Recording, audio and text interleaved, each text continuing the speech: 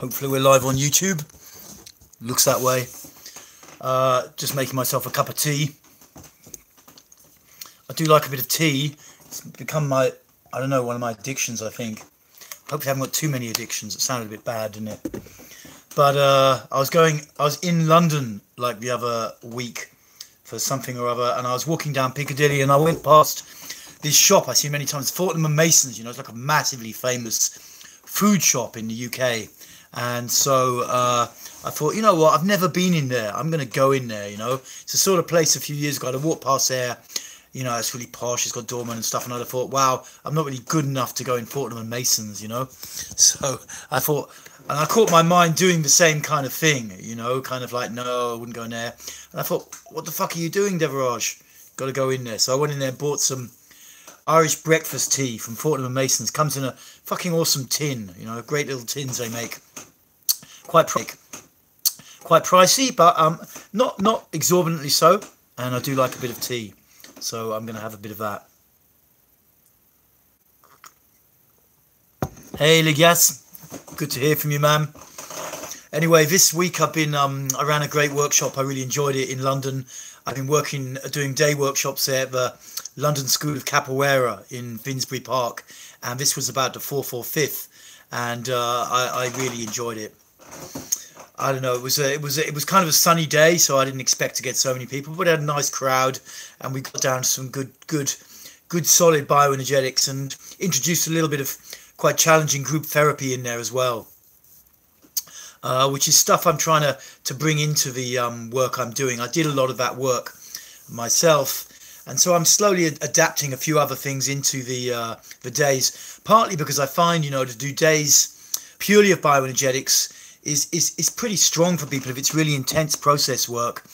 And when I'm doing a one-day workshop, there's not so much time to have like a big 3-hour lunch break in between for people to process.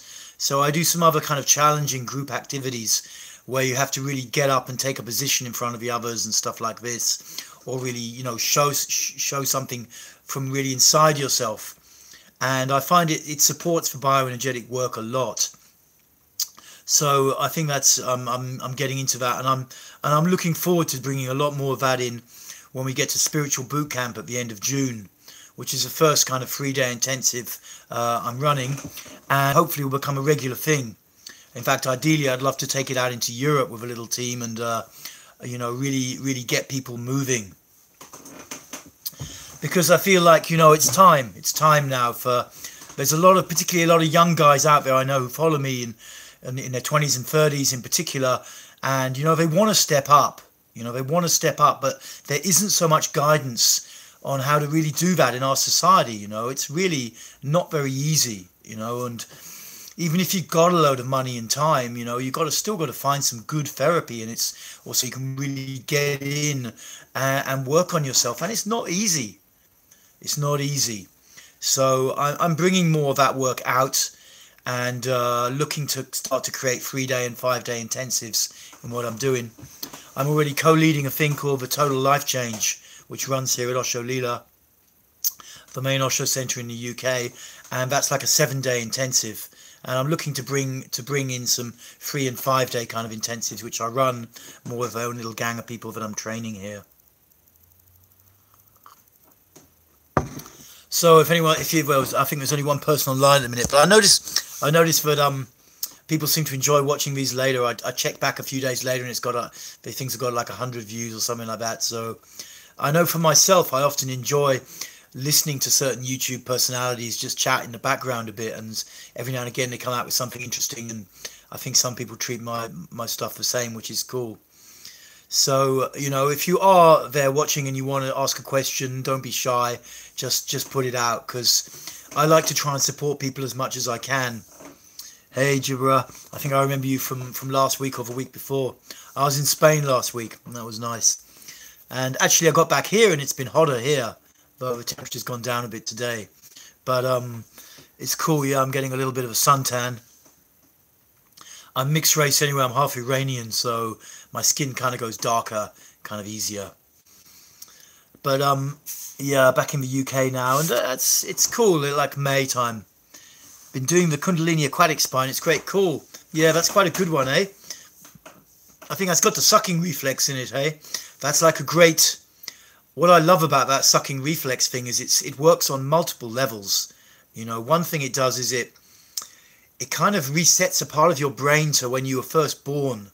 Because when you first come out of your mum, the two most primal reflexes you have that are there, kind of come out online, is one, to breathe. Obviously, you've got to breathe air. You've just been inside your mum, you know, inside her womb. And you've got to breathe air now. You're coming out to breathe air. And the second is to suck on the mother's breast. And when you get into this sucking thing and you're doing it lying down and you start to relax with it, it does all sorts of weird stuff to your brain because it takes you right back to early life. So it can be quite a really powerful exercise. Really powerful exercise. Really relaxing. You're saying, yeah, cool. No, I enjoy that. I might try and put out a few more sucking exercises sometime. That would be good. They're also good, you know, for people who get insomnia. You know, because anything which can help to reconnect your body. Often in insomnia, what's happened is that the awareness has come too much into the head and the throat has got a bit locked around here. It's something I've had in the past and still get it occasionally. And I know a lot of clients who come to me who've got insomnia issues. And, you know, you want to get the awareness out of the head and back into the body. Sometimes there's like a fear, something old from childhood's coming up and the awareness goes out into the room. But whatever the sucking reflex is, the gag reflex, anything like that can really help to get that awareness back in the body. And pretty soon you just realize you're really sleepy and you just drop off to sleep.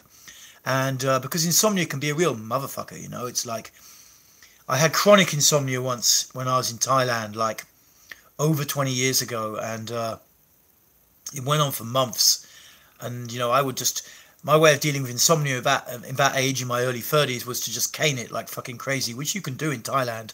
So I would take a lot of Valium and drink a bottle of fucking rum, and it just didn't work. I would still get to sleep. Still not be able to get to sleep. In the end, I actually had quite a powerful kind of Kundalini experience. And after that, I didn't really get insomnia anymore. That was a long time ago. When doing the gag reflex, how often do you do it? Do you just gag several times, just once? Usually, I used to do about 6 or so. About 6 times, and you don't have to puke, but anyway, but just get that reflex going.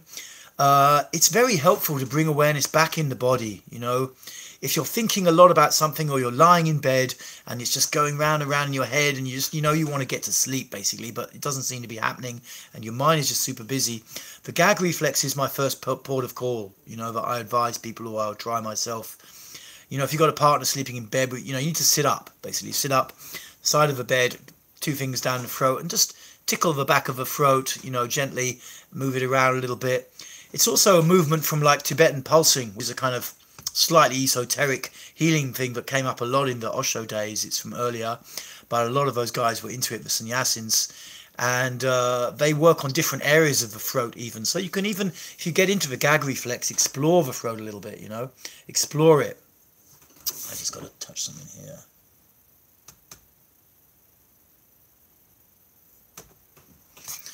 Yeah, it's so I normally recommend 6 times for some reason. Hey Luigi, hey man. So, and that seems to work. That seems to work for me, and I don't know why it's 6, but that seems to be a good number to do. And generally, you find something shifts. The only time when I'm a little bit reticent about advising people to do gag reflex is if they've got a history of eating disorder, like bulimia or something like that, or history of making themselves vomit for some reason. You know, you might not want to do it then. If you think it could be psychologically too triggering for you, you know, you gotta be a little bit careful. Ethan, hey Ethan, did the bow and arch today. First time managed to do the whole video. Experienced a lot during it, but felt great. That's cool, man. That's a challenging exercise, the old bow and arch. Hey, when I first started doing it, like 30 seconds was enough. I used to fucking hate it. and yeah, but yeah, you can do long term, but the thing with the bow and arch is to really feel into it. That's what I always try and push these days when I'm leading it, and I'm leading it a lot, you know, to get the feeling going, because we can get very like I don't know how you do it, so I'm not saying, I'm just speaking generally, you know. And the thing is to really breathe and feel, because usually when I'm leading it and I watch people, I see they very easily go into they very easily go into like a kind of survival reaction, you know, and you shut down the breathing, not totally, but you go into kind of survival breathing. You're hanging there, or you're leaning back with it, and you're kind of holding everything in, and you actually want to come out in that space. You can even make sound, especially in this backward leaning bow position, you know, allow your chest to open and to make sound, to say yes, to say positive stuff, you know, I want life, you know, this kind of thing. It's absolutely awesome if you can make a little bit of noise just to put it out. You don't need to go into a whole screaming and shouting driven by your mind, but you can feel into your body where there's any tension inside there, especially in this opening bow position, and then let it out on the out breath with a big sound, you know, and it moves something. You can laugh at that position. It's great. There's a lot of stuff you can do with the bow and arch, and I'll do a video on some extra bits. I'm planning to do a kind of bow and arch masterclass video in the next week or so, with a little bit more theoretical explanation and some just variations on the posture, particularly for the bow. There's quite a few different variations of the bow. Cool, let's check the chat a little bit. Did the bow and arch exercise this morning, knackered all day. Hopefully in a good way. It is challenging. It is challenging, you know. And what's always good with you know, with the arch is to make sure you don't pull your lower back if you're new to it. You can always put, when you're hanging down, you can always put your hands or your elbows on your knees just to support yourself for a little bit. You're not being a wimp, you know, it's okay. You don't want to hurt your lower back. You know, the thing with the bow and arch and with all of these exercises, but yeah, particularly intense stuff like the bow and arch, is stay on the edge of your comfort zone, you know, edge of the comfort zone. Don't go totally into pain and torturing yourself, and don't make it totally easy for yourself. Edge of a comfort zone, and your mind is like really then engaged, you know, it's really present. You know, when we're right on the edge of a comfort zone, right on that edge, you know, it's like we're totally present with everything that's going on. And that's the space where natural change will just happen, essentially. That's the space where natural change happens. Cool. Thomas, hey Devaraj, how can I become an instructor for bioenergetics, dynamic meditation, etc.? Well, dynamic meditation, that's a bit easier. That's an Osho thing originally. Basically, you know, sorry, just reading another thing there. But essentially, you know, you can learn to teach dynamic meditation. You can certainly learn it at the ashram in Pune. You know, you can also learn it, I think, at the Humaniversity, Osho Humaniversity in Holland. So there are two places where you can learn to teach it and to hold the meditation. Essentially, it's not really a teaching. Bioenergetics is a bit more tricky. I'm hoping to bring in some kind of teacher training in the next few years, you know, when I've got my head round a good kind of format for it all. But as far as I know, most of the teacher trainings that have happened in the past have kind of died out. One was from old bioenergetic analysis, Alexander Lowen's organization, which was quite a lot of people in the UK, North America, Canada and Spain, I think. And now it's kind of died out in the UK. It might be still be around. You could look for it online. I know in the past there were a lot of old guys, and it wasn't always quite as full on as the stuff I learned and taught. I learned more from the Humaniversity in Holland, the Osho place, and from the Brazilian Namaste Center, not by going there, but by teachers coming to Holland. And then I developed more my own stuff. And I don't know that I don't think they are doing teacher training so much. The problem with it is that, you know, there's a big problem really in therapy and psychotherapy generally, in that the kind of people who get qualified often have got very powerful, good minds, and they can write, you know, dissertations, but it doesn't necessarily make them so competent emotionally. And, you know, somewhere with bioenergetics, it can stir up a lot of feelings. So you need to get a lot of experience yourself. It's quite a tricky thing to responsibly teach someone how to lead it. You know, it's a tricky thing, you know, so, and because most of the people working in that field are quite responsible, and they're therapists, you know, they're not giving so many kind of, hey, come here for 5 days and learn how to teach bioenergetics. You know, they're not really doing that kind of stuff. So it's definitely like it's a bit of a challenge. Really, all you can do is log enough hours in the group room with other teachers that you can, and just, you know, ask them, you know, what you need to start to take it out if you want to start to do it and lead it with other people. And also there's a similar thing which is called trauma release exercises, TRE, and that you can learn. I think it's around a couple of $1,000, something like that. You can do a course in that.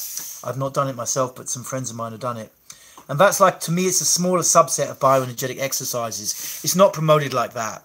But it is, I think that's, to me, that's what it is. Okay. Hopefully that helps, Thomas.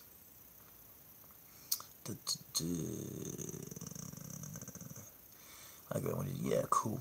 Yes, the gag reflex is good for good for clearing the throat, getting that whole area open. You know, I've started a teaching thing recently, and I was talking about areas in the body where the tension really accumulates, and I said the belly and the back. You know, and someone put their hand up and said, "What about the throat?" And I thought, yeah, it's a good point. That the throat also, there's three most basic areas where we get a lot of blocks: belly, throat, and back. You know, that's where all the shit is, the majority of the shit is held. You know, the old repressed feelings and the feeling of not being good enough, and the throat is all to do with expression, of course. You know, it's like feeling okay to just open your mouth and say what's on your heart, what's on your mind, you know, what's going on inside your guts. Feeling okay to put it out, you know, and the gag reflex is a good start for that. Alexander, in Fear of Life, where he talks about pressing on the side of the neck, doesn't describe it in detail, though. That's kind of a thing about some of Alexander Lowen's books, and I haven't read so many of them, but some friends of mine read a lot, and there's only really one where he goes into exercises in big detail, and the others, it can be a bit, all the theory, and you think, how are you gonna fucking do it, man? You know, it's a little bit like, can you get to the exercise, please? So it can be a bit what's the word, frustrating in that sense. I don't know about pressing on the side of the neck. You certainly can massage your neck. And in some forms of myofascial release, they will grind up around here. It's fucking grueling when you get around these muscles, you know. You know, I can feel it. You know, the knuckles grinding around there, kind of getting the collarbones free as well, grinding into all of these places. You got to feel okay to do this stuff, and you got to breathe while you're doing it. It's pretty intense. But there's so much tension held around here, you know, and locked in around here, you know, it's a long job. So I don't know the specific exercise he's referring to, and I don't think it's in the main book that he wrote, where there's a lot of exercises, which is the Way to Vibrant Health, I think it's called. So I don't know that one. But you know, I think, you know, I want to bring more throat stuff out, and maybe do a whole couple of videos or something, more stuff about the throat, because in many ways it's the most, you know, the gut and the back are kind of very important on a long-term basis, but the throat, it's like you want to be able to speak, you want to be able to express your truth. You know, if you can't do that, you know, if you feel inhibited and held in the throat to do that because you've been conditioned out of it or traumatized out of it, you know, that's a big fucking block, and it's a fucking drag in your life, basically. You know, you want to feel, hey, I'm okay to just fucking go and speak my truth, you know, and it's like the throat is the main thing there. So I will look and see what else we can do. You know, there's an exercise on my site called Dragon's Breath on my YouTube channel. You can check that one out. It's another good one for getting the throat going, especially in the early morning. Can you explain what the gag reflex exercise is? Yes, I can even do better than that. Lick my couple of fingers and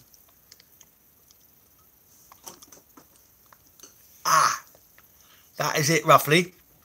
You take two fingers, put them down so you're touching in the inside around here, and you just wiggle them a little bit until you get this gag. Now, if you hold them in there a long time, you'll start to puke up, which you don't really want to do. Although vomiting is also another form of therapeutic release, but normally you would drink a lot of water, warm salt water or something like that, and then drink 2 liters and then use the gag reflex to puke it all up again. It's a kind of purge they use in some shamanic practices. It's okay. But you can also do the gag reflex and get, you know, that reflex and basically get a similar effect. So that's all you really have to do, essentially, is get the 2 fingers down the throat and just stimulate there by pressing and wiggling a little bit until you get that gag coming. And it's a bit of a release. It's a release, you know, from the throat. You know, I don't think you can do it constantly. You know, you probably give yourself a bad throat or something like that. I mean, the throat is good. There's also, you know, this belly activation I've been doing, which uses some Tibetan kind of chant techniques. It's called Kagyura or something like that. And this kind of, you know, activates the belly and the throat simultaneously, where you can get that deep kind of vibration going, like a kind of animal growl. That also wakes the throat up a lot. Look at this. I've been lifting my head as if to stretch the tongue. Seems there's a lot of... Yeah. I don't know. I don't know. I'm not quite sure. Hard to describe the position, probably. Seems there's a lot of tension there. I mean, it's common to have a lot of tension around the neck. I still have a lot of tension block around my lower neck and kind of stretches into my face a bit, you know, and I'm still working on that stuff. The main way I actually work on it, and with these old tension blocks that have been around for a long time, is by getting the belly more active, you know, because when the belly becomes more active, the upper body instinctively starts to relax. The mind starts to relinquish some of the excessive level of control it's exerting over the upper body, you know, particularly the neck and the shoulders. And you just feel okay to be who you are in the moment, you know. So my take on it with this head and neck stuff in particular is to do more of the belly work, this belly activation, or a bit of Tibetan chanting with a deep kind of thing. Not the tongue, sorry, I mean the muscle beneath the mouth. Yeah. Triggers my own kind of still tension blocks in there a bit. Yeah, I mean, any exercise, you can probably do that exercise. You can probably do that exercise, you know, and just and just see how it goes, holding it for a while, and if you can breathe in that position, great. Another great muscle to work on around the face and this area is the masseter muscle, which runs from this cheekbone up here on both sides down into the jawbone, you know. And this is somewhere where we hold a lot of tension, and you can grind in there, get a knuckle, kind of one of your knuckles, and grind in there. You get a lot of stuff in there, you know. You know, you got to breathe while you do it, but you can grind into those muscles, and that clears a lot. In the old days in therapy when I was doing it, I remember they always used to say that anger was stored in those muscles, but I think it's just, there's not really specific muscles where anger or pain or whatever are stored. It's just that those are emotions that are easily held down, and there's certain muscles that we do accumulate a lot of tension in. So, and certainly the masseter is quite one. You know, quite an intense exercise I do in groups sometimes is to get someone, before you start screaming and stuff, is to start to get someone else to grind into your masseter muscles, which is pretty fucking provoking, basically. And even for guys who have been in, you know, nice guy mode for like 20 years and find themselves incapable of anger, usually having someone grind in there for 5 seconds is, they're pretty fucking pissed off. And then you can express that, you know. So, you know, it's a very handy muscle to work with in that area as well. Miguel, hey Miguel, kind of related to the throat, I feel, do you know any exercise we can do to release the nasal conducts? I feel like I'm blocked there, but it doesn't let me breathe fully. Nasal passages. I mean, I used to do some, when I was involved in this Ratu Baga shaking thing in Bali, you know, they would get liquid tobacco mixed with water, and you get a neti pot and you'd pour it down one nostril till it comes out the other, basically, in the mornings, you know. It's quite fucking grueling, but it does do stuff, you know. Tobacco's like it was like shamanic tobacco rather than kind of Benson Hedges or something. But, you know, that was pretty, that was doing something. And there is techniques with thread and stuff like that the Indians use called neti. You can look that up. But releasing the nasal conducts, I mean, like the sinuses and stuff, I can't think of anything specific for those areas. I mean, inhalation and stuff like that, using Sinex or whatever, or, you know, like eucalyptus in like one of those, you can get these kind of things from a chemist, you know. They've got a base and then a bit that sits on it, and you kind of, like you're having some massive bong hit or something like that, you know, right over your face with eucalyptus, and that can clear things out. I don't know a specific exercise from bioenergetics to work with that. But usually breathing is blocked more from the diaphragm and the belly, you know. And so I recommend some good belly breathing and really working at that. Yeah, but as bioenergetics improved my posture, it has improved my posture, because I had as a kid quite a lot of postural problems in that my Achilles tendons, which is like tendons in the back of your ankles, they didn't grow. So when I was like about 5 years old, I was walking on my tiptoes. I couldn't really get my heels on the floor, which was kind of excruciating because the other kids would take the piss out of me and all of this. And so they took me away to give me an operation. They kind of did a Z cut, cut open the back of my foot and did a Z cut in the tendon. But it didn't really, it did correct it, and I didn't get the other kids taking the piss out of me anymore. But it didn't fully correct it, you know, and I've still got stuff in my posture. So, you know, the bow and the arch is a fantastic slow postural correction. I've also worked, because actually this slight lack of mobility in the ankles is more common than, you know, I had a clear marker for it with this operation and my tendon's not going. But other guys as well often have something like that where they don't have full mobility. And there's some good exercises you can do up against the wall from physiotherapy and stuff, which can be quite useful over time to really get the full range of movement somewhere in the ankle. It's a very, very small, subtle thing people might not notice unless they're an expert on posture. But it is important, you know. It is important to try and not make the posture right by artificially, but by opening up the muscle system to clear stuff so that your posture comes to your natural posture. My back feels more straight already. That's cool, man. That's cool. Yep. Yep.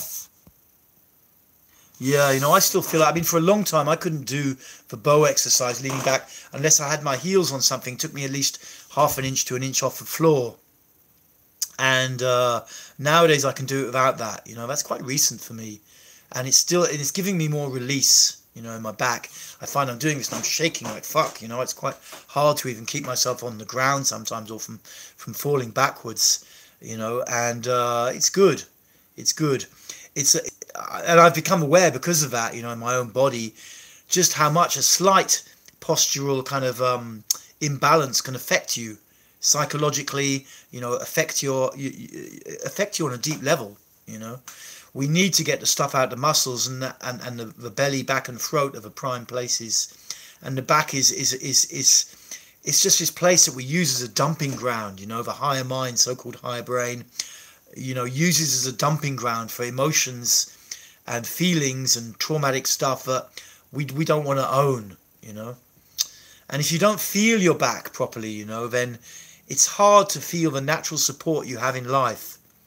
You'll probably either you know, cling on to people a lot, you know, or you'll somewhere where your mind try to control things very much.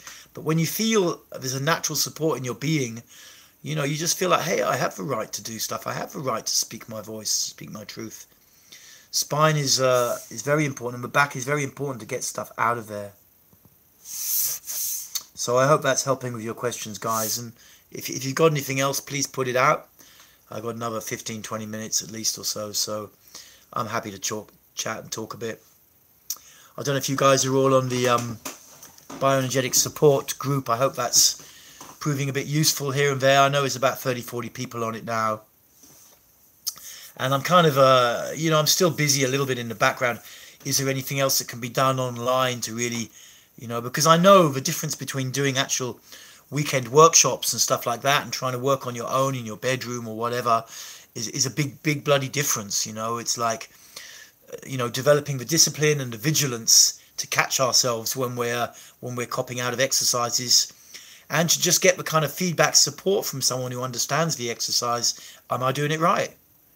Because it's, you know, you can do these exercises your own way, and then of course, you know, you go to a workshop and maybe you get a load of feedback and don't like it very much, but in the long run it's probably useful, you know. It's useful. We don't really want to ideally develop too much attachment just to doing it our way, you know. Ideally, you know, that there's a real opening that can happen in the body and we can take in feedback, you know. I used to find it excruciating to take in feedback, and I was very lucky in that when I started to do a lot of group therapy myself, just receiving it, you know, and being a participant, I was at the Osho University, and the thing with it is, you know, when they run encounter therapy, which is where you start to go into all your judgments about other people, and they go into all the judgment about you, you know, they hold that process very well, and you can really get into all the feelings. So it was great to do it with people who are as professional as that. But certainly it's a powerful it's powerful to get into feedback work, you know. And I know a lot of people who work on their own are very scared of it, but it's like therapy times 10, you know, when it's held properly, and you can go into the feelings and you can come out the other side without all that without all that fear of what other people think of me, you know. Ethan, my chest is an area I need to work on as my posture is a bit kyphotic. I don't know if you've misspelled that or if kyphotic is a word I've not come across, which is quite possible because I'm not a anatomy and physiology expert by any AMP expert by any means. But the chest, you know, I mean, with the bow you can practice opening your chest. Very often when people do the bow, I see them kind of, they've got the rest of the posture right, but they've kind of clenched their chest together in a sense like that. And you want to open it, you know, like opening your chest to life, you know, and breathing and making some level of sound, you know, like, yeah, I have the right to be on this planet, to do my thing. Opening the chest up. A lot of this work in bioenergetics will support you to open the chest. It will support you to open the chest because it's a very, you know, especially for guys, it's a very important part of our body. You know, when our chest is open, you know, we can really interact with people in a way where we're not trying to control all the time or, you know, whatever. You know, we feel like, hey, we can just hang out with someone in a kind of heartful space and just be with them, listen to them, give our side, do whatever. There's an openness that comes when the chest is open. And it's not just opening the chest, it's getting tension out of other areas of the body, getting muscular problems out of other areas of the body, you know, the effects of repressed emotions, supports the chest to open as well. So when you've got a closed chest, you don't need to just work on the chest. You can work all over. How to open the heart, chest area too. And another very important thing, that's from Ria. Hey, Ria. Another important area of that is, you know, because is the back. Between the shoulder blades here is where we tend to close the heart on an energetic level. You know, physical heart's around here, in here somewhere, but energetically your heart is more here in the center of your chest. When you have a deep feeling of sadness or grief, it often feels like, you know, something is breaking open from here. You know, it's like, you know, and in a similar way, we close our heart center by keeping the muscles back here tight. And, you know, with people who do a lot in life, who are always on the go, always thinking and doing, you know, usually that's coming out of an early childhood behavior of how to keep these muscles tight, keep them nice and tight, so we don't have to feel, you know, we don't really have to feel deep emotions. But of course, life becomes kind of shallow, relationships kind of dysfunctional and shallow when we do that. And so, you know, at some point we want to open up the heart. And a good way to do it is working with these shoulder exercises. There's several rounds of them in my bioenergetic series where you pull the shoulders into different positions for a length of time and you're moving around and you're breathing and you feel. And then you can go into some level of release around it. It starts to open up the chest. Anything which opens up this area between here will support you, you know. It's not so well known. It's not so well known, but this is the area where the heart closes. And so it's a really, on an energetic level, it's an incredibly important area of our kind of energetic anatomy. It's kind of like Pandora's box when you take that lid off. You know, it's like all the feelings start to become active. So I'm usually getting that stuff in there in a workshop for sure, because it just helps people to get much more present with themselves and be honest about what's happening in their life. Kyphosis is rounding upper back, in other words. Yeah, do some of these shoulder exercises, man. Maybe that can help. I didn't know that. Thank you for that explanation. Thank you. But essentially, you know, this rounding or round shoulders there, I don't know the exact psychological thing, but it always looks to me like the person's carrying a bit of a burden somewhere. And in a sense, that can come from slightly dysfunctional teenage years. You know, the teenage years are normally when you start to rebel. Whatever your parents are into, you know, fuck that. You know, it's like you just want to do your own thing. And it's a phase of protesting against the parents. And there's certain shoulder exercises which I've got something called Teenage Resistance Freakout I made a few weeks ago as a little workout. You can check that out and see if it helps. It helps a lot of people with shoulder stuff. And to start to get rid of this feeling sometimes that we have, you know, that we have to really be there for other people, that we have to, this weight of responsibility on our life, you know. There's a natural personality inside, but we don't have to manufacture from our mind and the past, you know. And sometimes we need to be there for people and sometimes we need to do our own fucking thing. That's how life is. And some of these shoulder exercises can really help with those. And you can do those on a daily basis. Okay, let's check the chat. Kilroy, very bungee. For premature ejaculation, I suffer from a serious case of it. I mean, any bioenergetic exercise is going to help. It's going to help, man. Because, you know, and fair play, well done for bringing up something like this. You know, a lot of people don't want to talk about it. But anything that gets you more in the body is going to help with premature ejaculation. Simple as that. Because one mechanism in it, which I know from my own life and being around dating and women a lot and all of this kind of thing, and having a lot of work with sexuality also on a therapeutic level, is that, you know, when you get very in the head, you know, when you've watched a lot of porno or you're really into, you know, how hot women look and stuff like that, you know, that very cerebral thing creates premature ejaculation. You know, it creates it. The mind just goes very quickly into a kind of orgasm reflex when we're engaging with our mind a lot in fantasy, and you know, it's not good to do that. So the more you're in your body, the more you're in your belly and feel centered there, the easier it will be to stay really present in sex and not feel like, wow, I've just got to come, or just feel like it's just happening without you having any control over it. You know, sometimes, like I say, it's happening because people are too used to mental fantasizing and stuff like that. And you know, what you need is to breathe and bring yourself back in the body. There's all these kind of weird, you know, things about, you know, to stop yourself from coming. I remember when I was a teenager, they tell you to sort of in your 20s or mid 20s, you know, tell you to start imagining a brick wall or someone really unattractive or whatever, you know. But it seemed a bit counterproductive to me to be thinking about something else. Ideally, want to be enjoying the sex, you know. But for me, it's very, very clear that a lot of premature ejaculation is coming from basically being too much mind-centered, and that's not a personal criticism in any way, because the vast majority of human beings are caught up here a lot, and our culture at the moment kind of supports it, you know, with so much kind of porno and hot imagery all over the place. You know, it's easy for guys, young guys, or any age guys really, to just get into looking at women on that level. And while there's nothing terrible about that, I don't think, it can result in too much fantasizing and mental activity around sex tends to pull us out of the body and we don't really feel. And also, of course, you know, something to be aware of with sex is, like, you know, it's a very intimate act, actually. You know, it's a very intimate act, and it can be also scary. You know, it can also be scary. So, you know, ideally you want to find a partner where you can take it a bit slow. When I was younger, something would be, you know, I just felt like I had to get it in quick in case I lost my hard on, you know. That was my kind of basic rationale. But as you get more in the body, that anxiety kind of goes, because you just feel more naturally turned on and sexual, you know.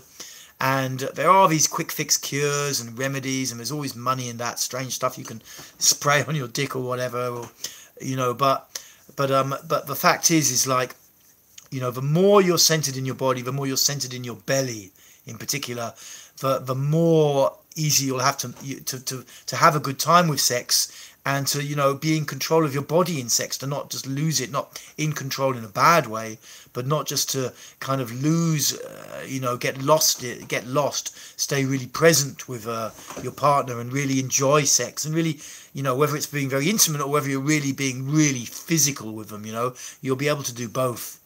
So any bioenergetics is going to support it, in my opinion. Yeah, hey Dave, hi.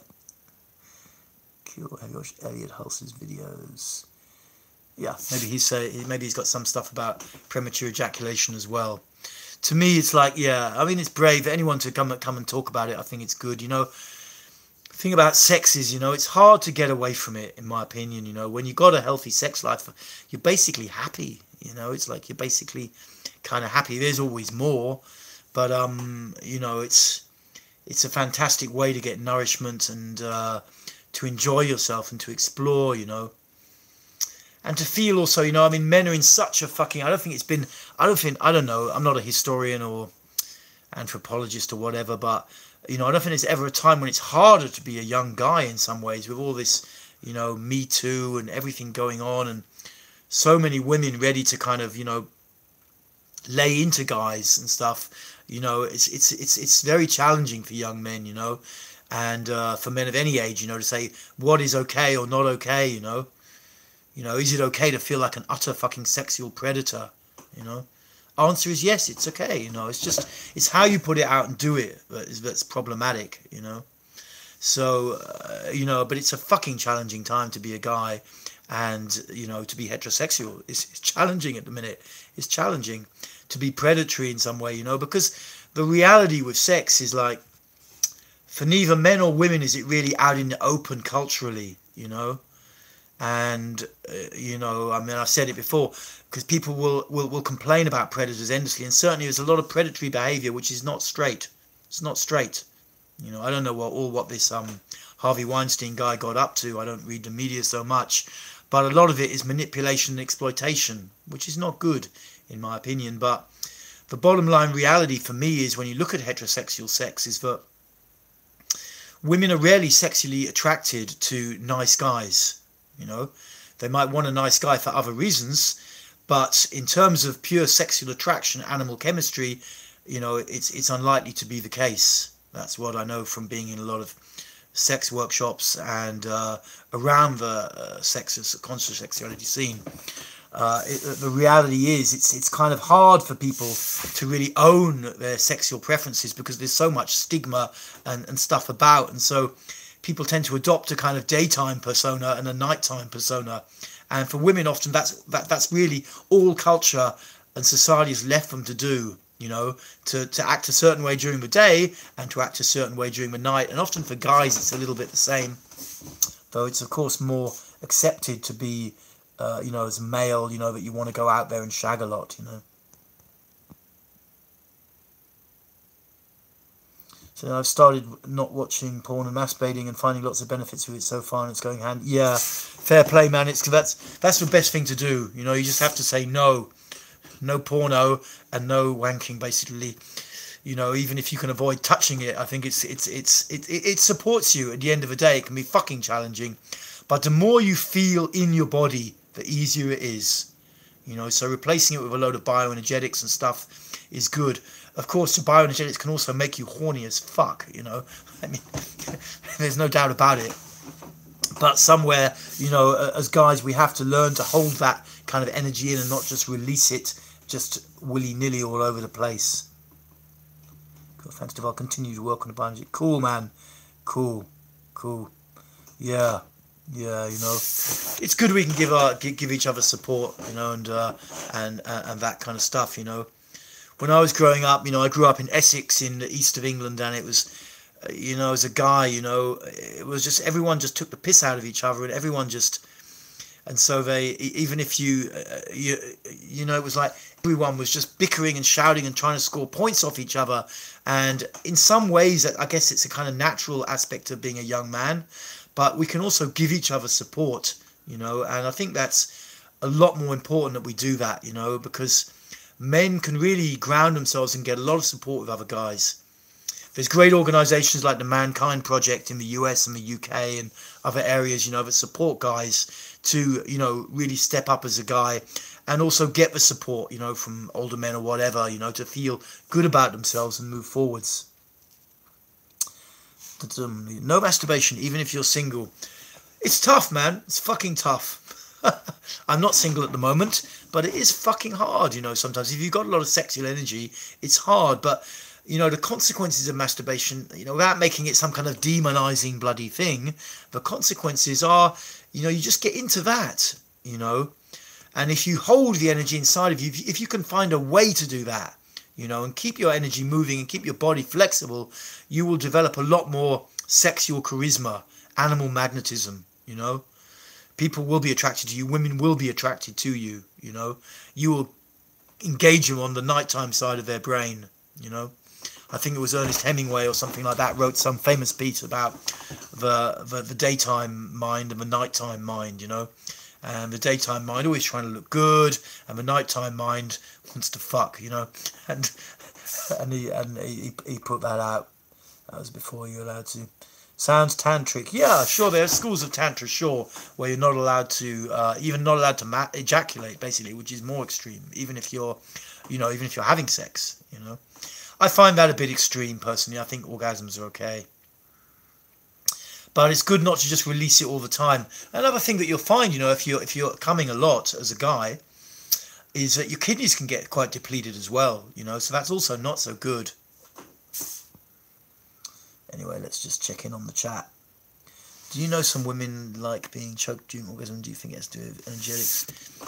I don't know. I mean, it's like, it's again, there's a lot of dark stuff in our sexual history, you know. I've done a few S&M groups and stuff like that. I didn't really get into it. What I know about the brain is, you know, once you get into something and it becomes a form of release, we can tend to addict on that, you know. It's like neurochemical pathways are set up and it's hard to kind of break them. But if you get into just really enjoying healthy physical sex, I think that's the best. You know, yes, for sure, some people are into all sorts of shit, you know. And I've been a little bit in that scene, but I've never found it so exciting, you know, because I guess when I started to do therapy, I started to do things like the Om meditation, which is this screaming and shouting process where you can shout like fuck at other people, and it's a healthy release that you get. And what I noticed from being a little bit around the S&M scene and the bondage scene and that kind of thing, a lot of those guys were getting a release, but it was not, in my mind, so natural or healthy. You know, they're doing spanking each other, or, you know, if you always want to be in control as a guy, of course, you know, then you're going to fantasize about being dominated by some woman somewhere, you know, and guys pay a lot of money for that, you know, and that kind of thing. But you don't really need to do that, in my opinion, and I don't see it as so natural, and I also don't feel to take some big position against it or something like that, you know. Everyone's got the right to do their thing, but I have often had the feeling like, you know, there's more direct and healthy ways to release emotional pressure, you know, rather than by getting into S&M too much. And of course, it can be a bit of fun as well. Nothing wrong with it, you know. But sometimes you see guys, their whole mind is kind of, you know, it's kind of focused down that channel, you know. The only way they can get off is in some S&M exercise with other people and stuff like that, and some women too, you know. And then they're just totally locked into that scene, and that's their whole release, you know. Or dressing up, kinky and whatever, you know. And I don't know. I've been around that scene quite a bit, and I don't feel like huge judgments about it, but I also don't feel so attracted. I see a lot of addictive behaviour in that as well, you know, without being some moralising kind of motherfucker, you know. There is addiction in there. War, okay. I'm in a relationship, found that masturbation affected my sexual activity more negatively than positively. Yeah, definitely, you know. I mean, it's so great when you feel like you've got the moral kind of strength or the feeling in your body to just not do it. And it's fucking challenging sometimes. I have been very challenged by that, even in the last few years. And I'm 57 now, you know. Still finding myself, you know, even a few years ago with this woman who I was really into, and like thinking at some point in the morning, I hope she fucks off soon so I can have a wank. You know, and then thinking, fuck, what's going on in my brain? You know, an addiction to orgasm, you know, as well. It's like, you know, getting a release through certain ways. For some stuff, we have to retrain ourselves, you know, and I started to get more release from the body work, bioenergetics, emotional expression. It's more healthy stuff, you know, rather than just letting the pressure off, that internal powder keg that's fueling up as our, you know, in the Chinese Jing energies, you know, it's getting stirred up and strengthened. Some guys just want to come to get rid of it, you know, just want to have a wank to get rid of it, you know. To get the pressure off, that psychological pressure comes off. But, you know, there's healthier ways of doing it. Simple as that. There's healthier ways of doing it. But it isn't an easy change, you know. But I don't know anyone who's really regretted it. Sometimes I think things go a bit extreme, you know, and you're not allowed to come at all, and people go into all sorts of stuff. I know some tantra teachers who are teaching that stuff, and, you know, it's fair enough. You know, I don't have a big position against it, but I chart a bit more of a middle pathway myself. But if you can keep your hands off it, I think that's great. Okay.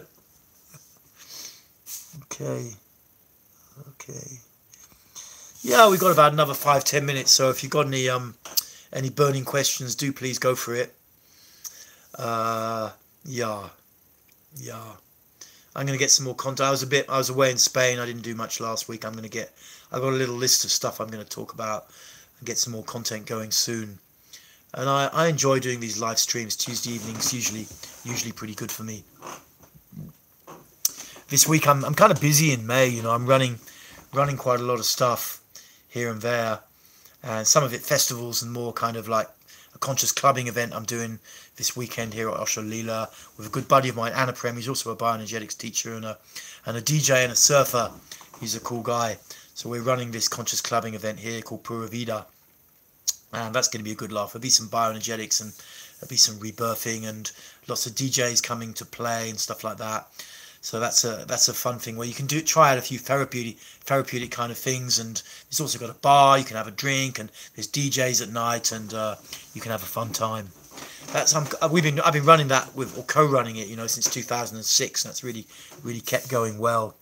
And then the week after that, I got the final group of our Leela Life training, 9-month training, 9 weekend workshops. We're doing the final one. I think it's for the weekend that the royal wedding's happening. But anyway, hopefully, yeah, I think that might be a closed group anyway. I don't know if people can come to that. Then I'm co-running a thing called the May Love Festival for 3 days. And then I think I'm going to Colourfest to run bioenergetics for a few days there.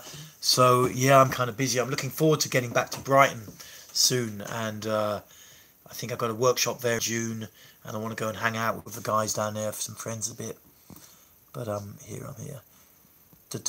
I watched your Osho Journey video where you talk about different models.